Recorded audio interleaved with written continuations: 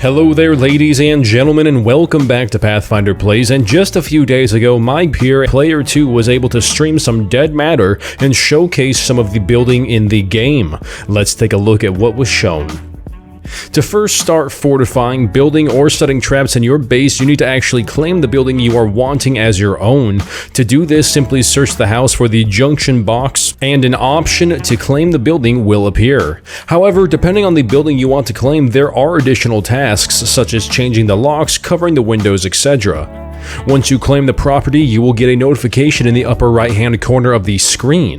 To begin fortifying, you will need to forge for your materials. To do this, grab an axe and begin chopping at any large tree. Eventually, it will topple over, turn into logs, and you can carry them to wherever you want, and using a saw can turn them into planks. To saw, simply walk up to them and hold F as long as you have a saw. Each log should give you 2 wooden planks and place them into your inventory. To begin building, you bring up the radial menu and various different menus will appear. The first one showcased here is the gate. A blueprint or placeholder image of the object you want to build will show, and you can add ingredients to it as you get them. The next object Player 2 was placing down was a wall with a ramp, and one of the things I saw is that it wasn't snapping into place, at least not to the gate. But this is only because he was trying to place them backwards, so don't worry, construction walls do snap together. Kyle did mention this time that the radial menu will change and that plenty of options will be added as well. He said that it will hopefully be there in the next update, so look forward to that. When you place walls, you can go up to it and reinforce or upgrade it as well. This can be done with wood or even sheet metal. These walls will eventually have their own hit points and can potentially be destroyed by players and even zombies, but right now there isn't even a door for the wall that you want to build, so none of that matters. The next thing we get to see is the creation of some plant boxes. Player 2 placed them using the same method as the wall placement. In order to find seeds to put into the plant boxes, simply go up to a bush and search them. You will find leaves, various kinds of seeds, and other items. The radial menu will change depending on what seeds you have on your person, and the placeholders for the seeds are virus symbols. For what reason, who knows, but that'll change in the future.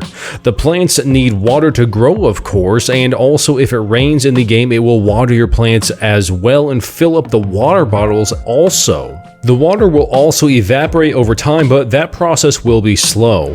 Once you have the water barrels placed, you will also have the option to fill up any bottles you have on the go. Next up, we see some indoor construction, and the first thing we see is a gun case. In order to build the gun case, you need 4 scrap metal, 8 screws, and 1 screwdriver. Just like before, as with any building material, a blueprint will be placed and you can add the ingredients as you get them. The amount of guns that can fit in the gun case is only 1 or 2. They look like they would hold more than that, looking at the inventory of it that Player 2 opened up, but that's what the developer said. You can add a padlock as well, which you can find around the world, but be wary that players can pick this lock. The developers are trying to find ways to make it more difficult, however. The next thing that we saw was some door fortification on existing doors, obviously. The options we have here are chains, wooden bar, and metal bar. Player 2 chose the metal bar first. Doors to houses will eventually have HP as well, but once the bar is placed on the door, somebody tries to break in, they will begin degrading the bar or chains HP first, and then the door's health points. Once the door is destroyed, the player who owns the house will need to build a new one. We also saw once again that you can block windows using newspaper. You can do this by simply going up to the windows and an option will appear to block it. In the future, reinforced windows will be a thing. One of the traps we also saw was some barbed wire trap, which adds small damage and slows down intruders. And in terms of relevant details or information, that is about it, ladies and gentlemen. This was just a quick little video summary of the live stream that Player 2 did. So I hope you guys enjoyed it and found value in it. Leave your thoughts in the comments below. I had mixed feelings about the stream. There were some things that I saw that were issues, but of course it is a closed alpha at the end of the day, so there needs to be some lenience to that.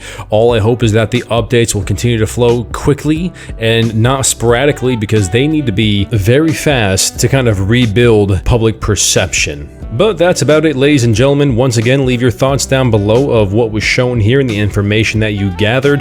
And as always, if you guys like scares, survival, and scavenging, consider hitting that subscribe button, hitting that like button, share this with your friends, and I will see you guys in the next one. Path out.